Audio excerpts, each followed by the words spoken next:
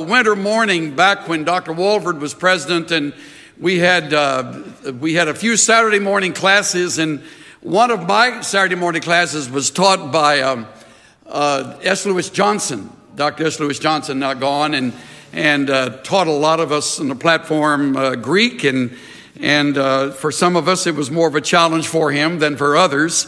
And I happened to be walking along as he was making his way to the class. He hated cold weather, had a big heavy black coat on, a hat on, and he's from Carolinas, and so this kind of cold weather for him was unusual. And he said, I said, "Good morning, Dr. Johnson." He said, I said, "How are you?" "Not well." "You know the problem with this school, Chuck?" I said, "No, sir." "Run by a bunch of Yankees."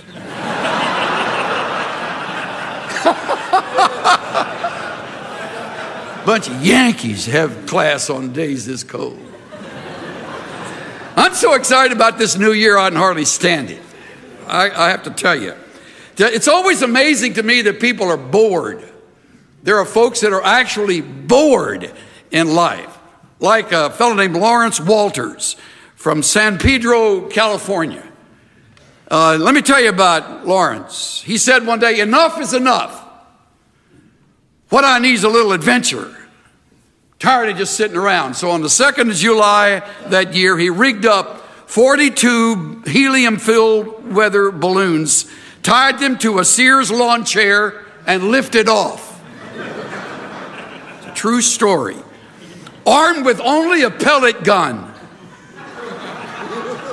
to help handle the elevation issues. Before he knew it, he was shocked to realize he was 16,000 feet high.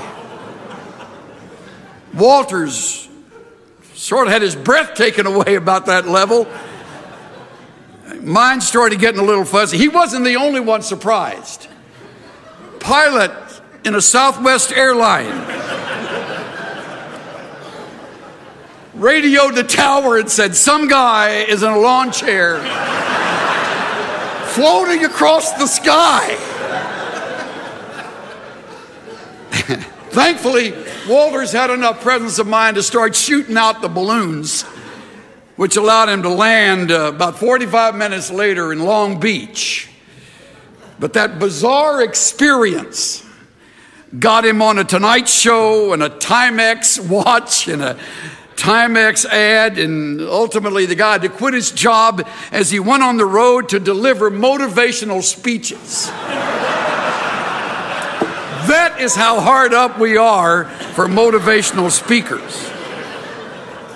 So why in the world did you do that? Was the common question everybody asked him. He says, "People ask me that a lot. They want to know if I had a death wish or something." And he said, I just told him, no, I just had to do something. I couldn't just keep sitting there. The guy's a nut. You imagine people just sitting there. You can't, and I can't. What a terrible way to spend a year, just sitting around, just wondering and waiting for something to happen. With years unfolding like these years, the best years of our lives, and the best is yet to come. We just sang about it. Now, how exciting is it that we can walk into 12 new months. Well, half of it's already gone. So 11 and a half of the months now that are unrolling in front of us, which I want to talk to you about. And I want to warn you too, before we get into these months very far, that there are dangers lurking. A couple of three of them that came to my mind as I put my thoughts together. There's the danger of our walking in the flesh instead of the spirit, and suffering the consequences. Not walking by faith, but walking by sight, which fills our lives with worry. Stupid worries. Then there's a danger of planning every detail right down to the gnat's whisker and forgetting the most important part of all, and that's praying for direction as we walk into these 11 and a half months that remain. And the danger of running ahead of God rather than waiting for Him to open doors and to make the path straight and to clear the obstacles instead of our trying to move them out of the way ourselves. And that constant battle everybody has with worry.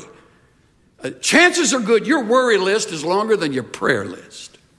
You're all worried about some big thing on the horizon, and it's a very real probability it'll never happen. My worst worries and fears never realized throughout my life. And of course, the greatest of all the worries is the worry regarding when our last day will come. And that's a serious issue. Of course it is. Peter Marshall, while he was chaplain of the Senate during the days of the Second World War, loved to tell the story. It was an old legend of a merchant in Baghdad who one day sent his servant to the market. And before very long, the servant came back white and trembling, and he said to his master, "Down at the marketplace, I was jostled by a woman in the crowd. And when she turned and looked at me, I looked right in the face of death. Death jostled me. She made a threatening gesture. And he said, 'Master, please lend me your horse. I must hasten to avoid her. And I will ride to Samaria, and there death will not find me.' Of course, the master lent him his horse, and he galloped away. And that afternoon, the same master made his way into the market, ran into the same old woman, walked up to her and said, 'Why did you frighten my servant this morning? Why did you make that threatening gesture?' Her response was, 'That was not a threatening gesture.' Death said, 'It was only a start of surprise. I was astonished to see him here in Baghdad. You see, I have an appointment with him tonight in Samaria.'"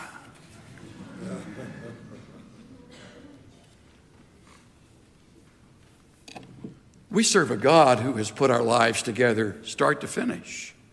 He's not finding things out along the way. You'll never hear a gasp coming from heaven. Wow. I didn't know that. It's planned for us. Our times are in His hands. And some of you are learning that better than others.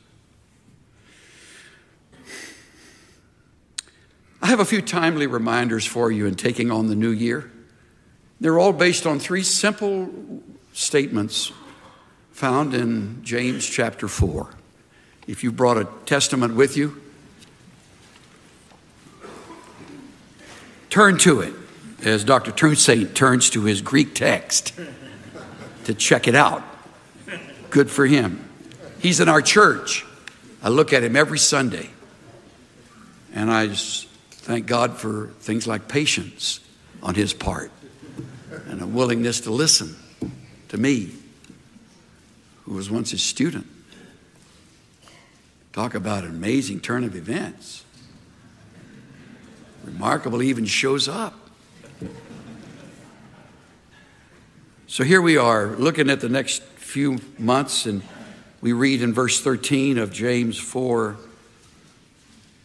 "Come on now, you who say, today or tomorrow we will go to such and such a city and we'll spend a year there and engage in business and make a profit. Yet, look closely, students, faculty members, friends of the seminary. You do not know what your life will be like tomorrow. You're just a vapor that appears for a little while vanishes away. Instead, you ought to say, if the Lord wills, we will live. And then we will do this or that. Love this passage of Scripture. Love it. Preach on it every new year. Whoever's from Stonebriar Church, you heard me bring his talk a few Sundays ago. It's a great reminder, not just at the beginning of a new year, but how easy it is to play God, especially when we get a little theology under our belt. It's easy to think we got him figured out. I remember when Donald Gray Barnhouse up in Philadelphia used to stand before a simple microphone, a Bible in his hand, and he'd take questions from the audience, called it open forum. And his student up in the balcony stood up and said, Dr. Barnhouse, I've been wondering, how could the children of Israel be 40 years in the wilderness and the shoes never wear out and the clothes never wear out and they never went hungry? Dr. Barnhouse's answer was, God! He kind of had the voice of the fourth member of the Trinity, you know. God! The kid goes, oh, now I understand. Barnhouse said, no, you don't, son. Nobody understands. Isn't that great?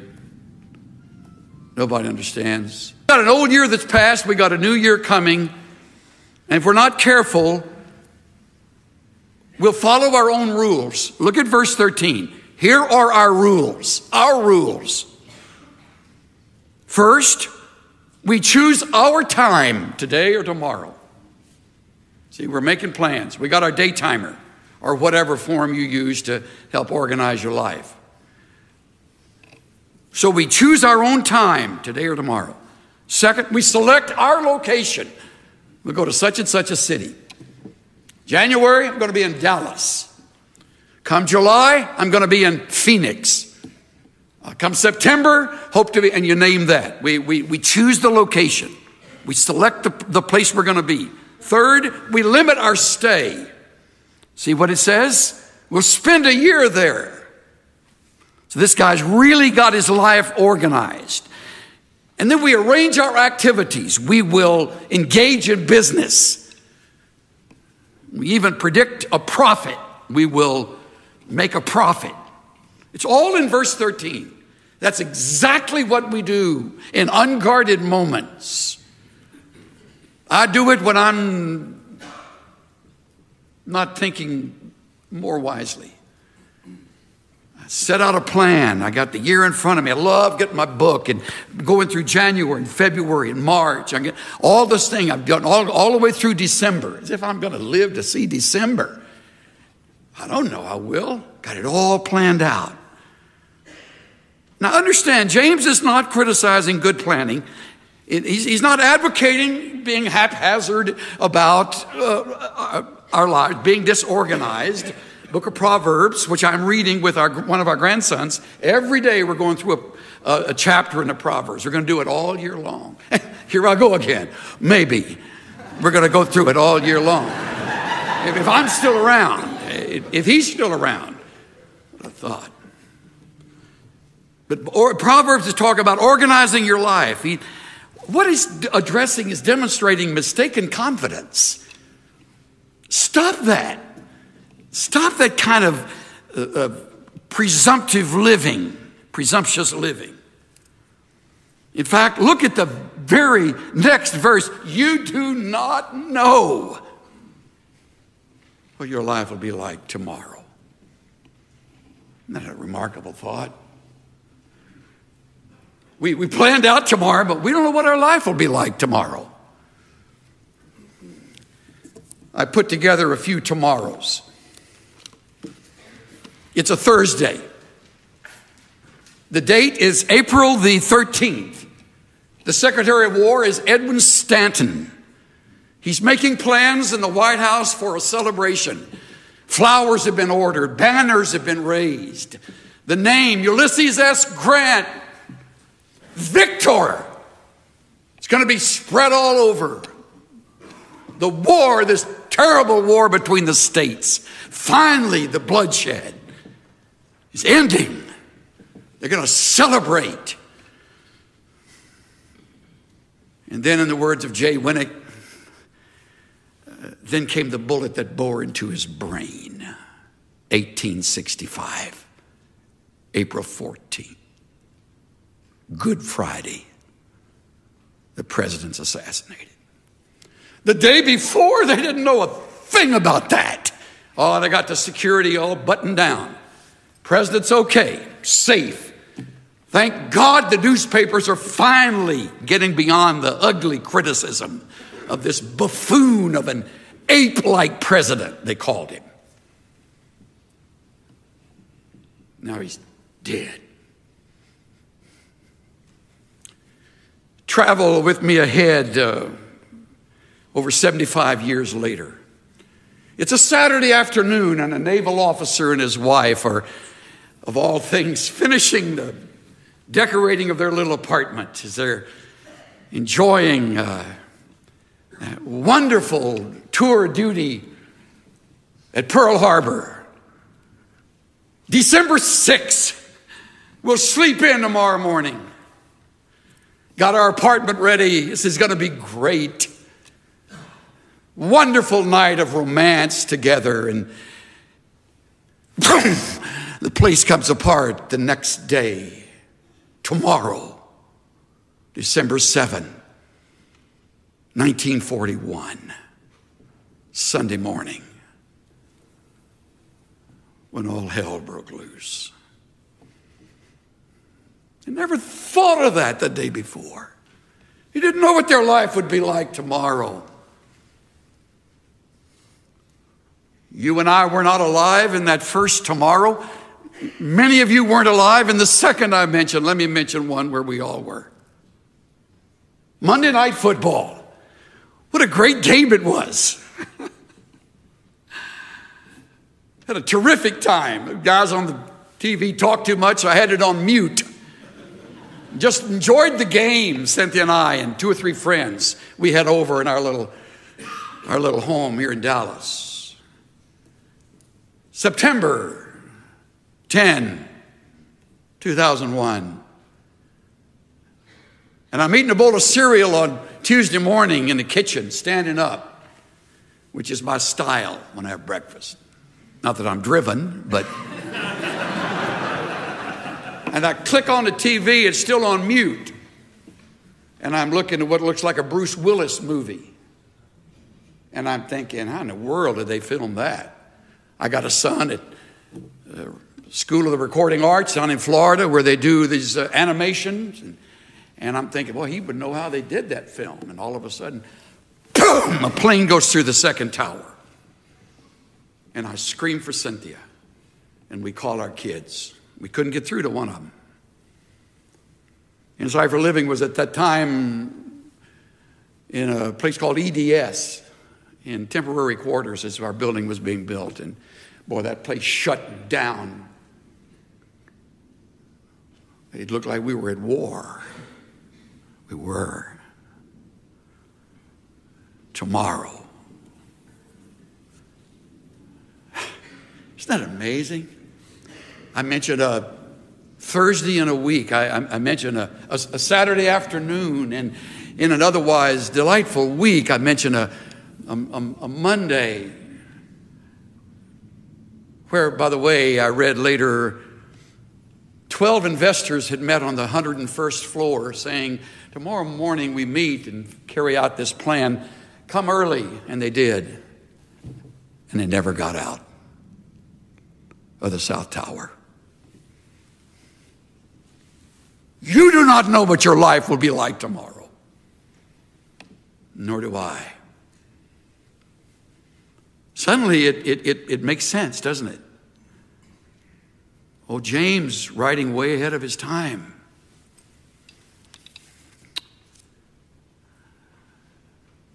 Why?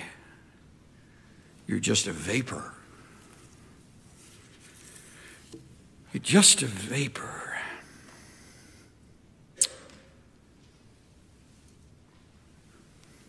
Shakespeare writes in Hamlet, Macbeth, he writes, if you can look into the seeds of time and say which grain will grow and which will not, speak then to me.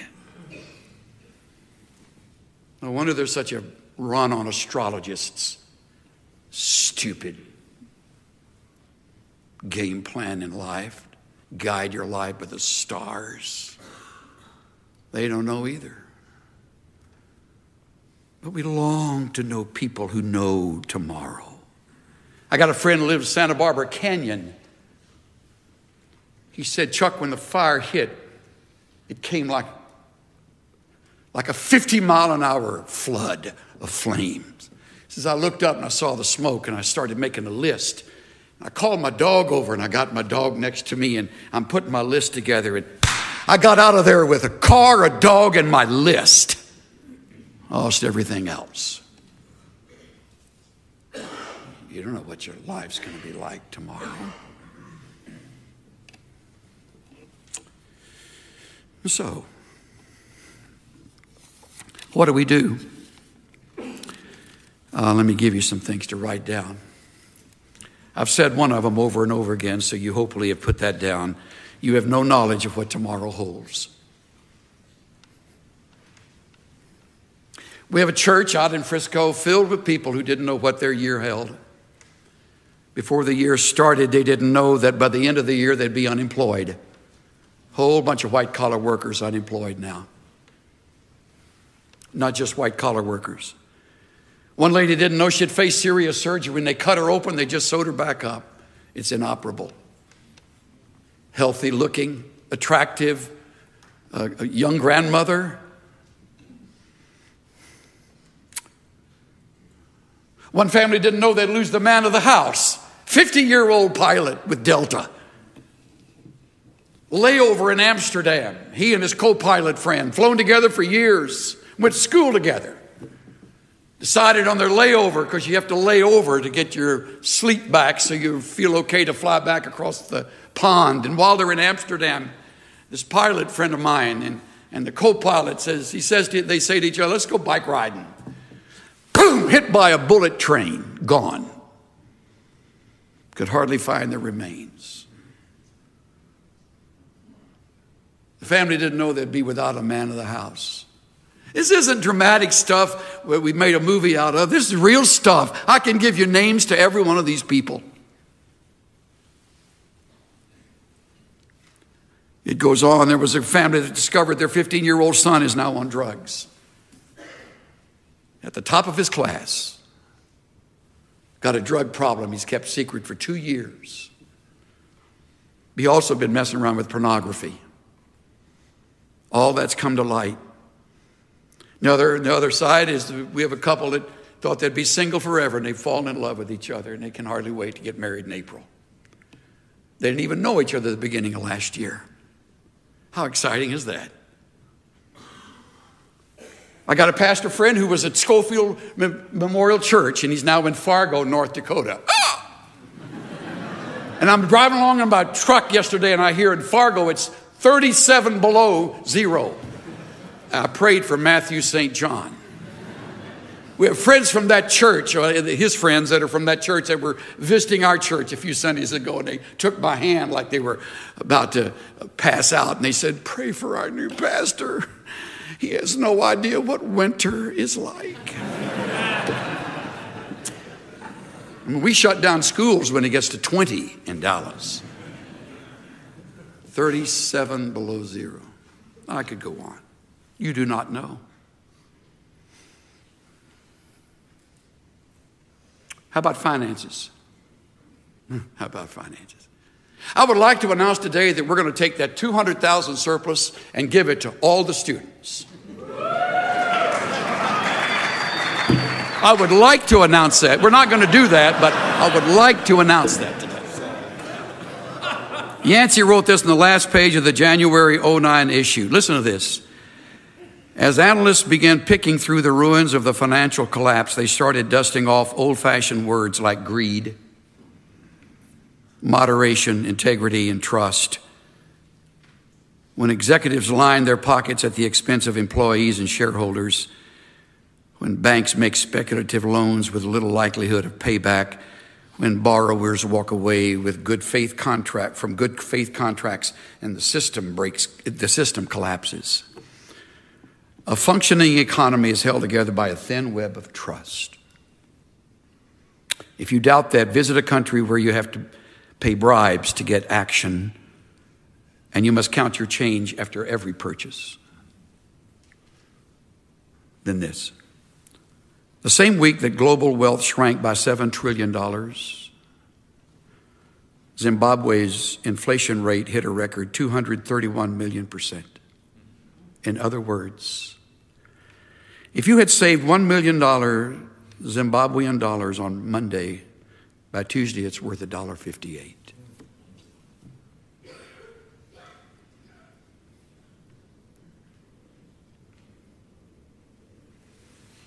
You have no knowledge of what tomorrow will bring. Second, you have no assurance of a long life. I preached this many times before I ever let the text say what it's saying. And I found that pauses are worth more than words. You are just a vapor, appears for a little while, then vanishes away. Instead, you ought to say, if the Lord wills, we shall live. Pause. And if the Lord wills, we shall do this or that. You have no assurance of a long life. You see the word he uses to describe our lives? Vapor. Atmis, A-T-M-I-S in the Greek. We get our word atmosphere from it. Puff of smoke is the way one renders it. Another, a wisp of fog. All these hot shots running around three-piece suits looking like big deals. Driven around in limousines, think they got life by the tail. Their life is like a wisp of fog. I bury them earlier, younger now than ever in my ministry. I should have kept a record of the 40 and 50-year-olds I've buried in the last 2 years. It's remarkable.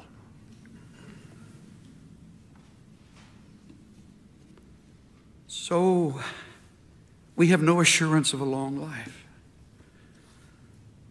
So here's what we ought to say. If the Lord wills, not about my will, it's about his will. Not about the attorney who draws up a will for my life, it's about the Lord's will. If the Lord wills, we will live, meaning I don't have forever. And then we will do this or that. 3 very practical lessons, and I'm through. Number 1, there is a will we need to respect. Our Lord's will. Notice the name, Lord.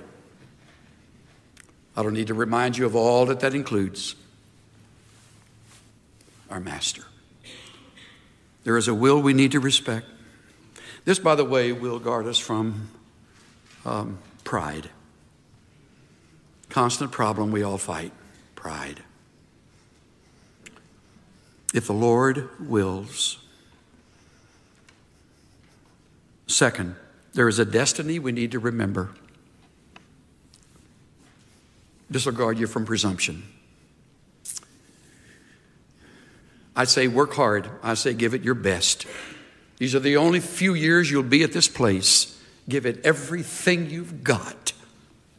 Grades will take care of themselves. Give it everything you've got. Because there's a destiny you need to remember.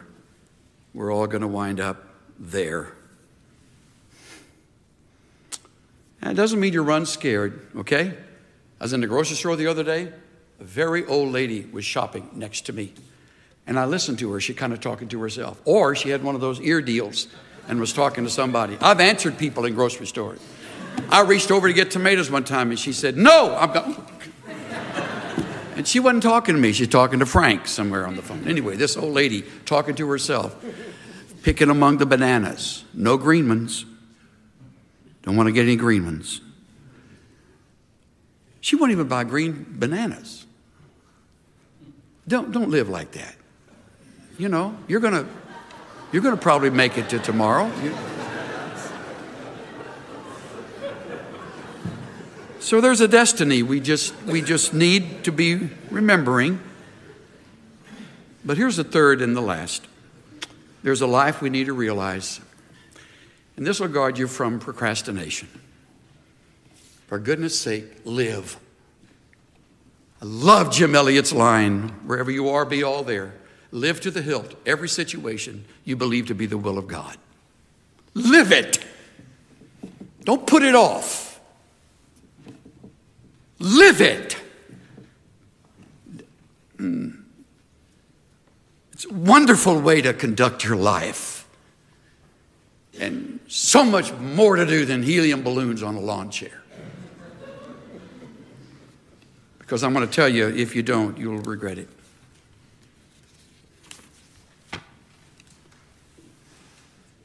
My brother-in-law opened the bottom drawer of my sister's bureau and lifted out a tissue-wrapped package. This, he said to me, this is not a slip. This is lingerie.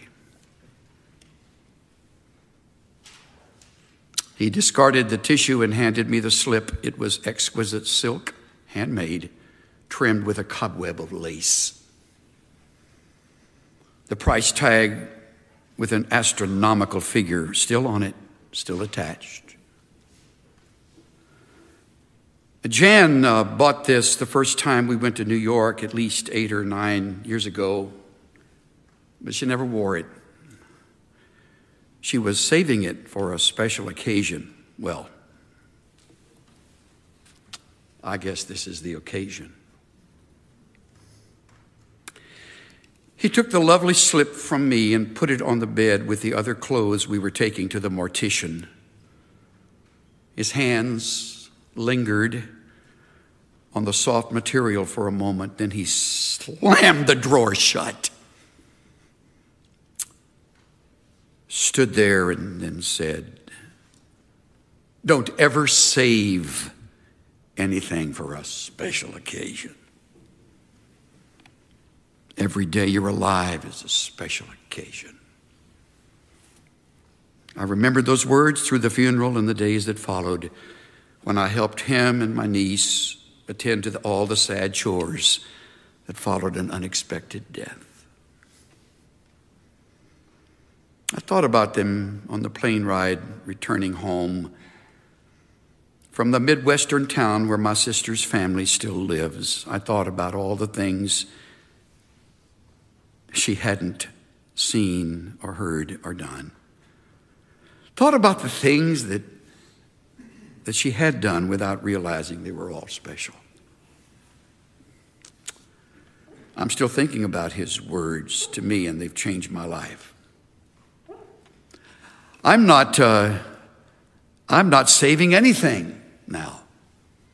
We use our good china and crystal for every special event, such as losing a pound, getting a sink unstopped, the first camellia blossom in spring. Someday, and one of these days are losing their grip on my vocabulary. If it's worth seeing or hearing or doing, I want to see and hear and do it now. Now. I'm trying very hard not to put off, hold back, or save anything that would add laughter and luster to my and our lives. And every morning when I open my eyes, I tell myself, this is a special day.